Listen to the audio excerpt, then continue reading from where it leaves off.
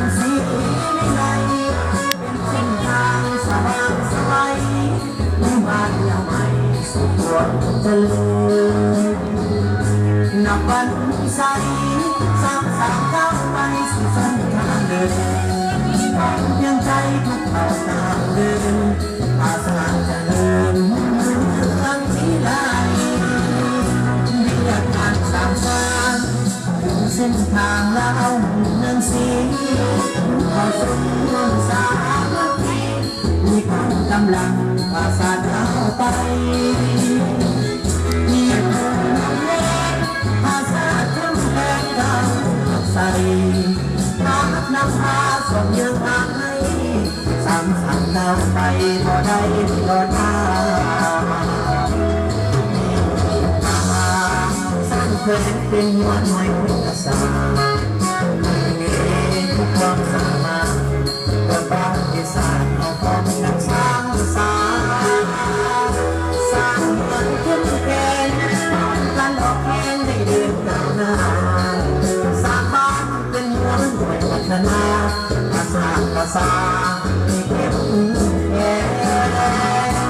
จะให้กันเข้าเอาทุกคนจงพร้อมเพียงใจที่ต้องอยากให้กายต้องการเข้าไปสร้างสรรค์หัวแสงยึดถือยึดว่าต้นความลำพังต่อแห่งสามัคคีทนหมดหมดแห่งสร้างสรรค์เข้มแข็งจนสุวรรณรัน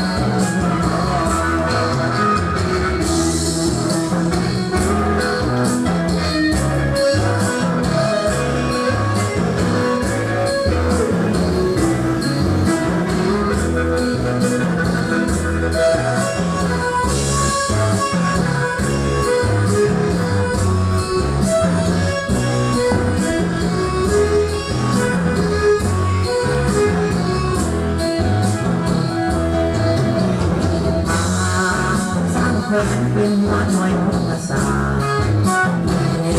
ทุกความสามารถประวัติศาสตร์เอาของนักสร้างสรรค์สร้างอย่างเข้มแข็งการออกแข่งให้เดินก้าวหน้าสร้างบ้านเป็นหัวหน่วยพัฒนาภา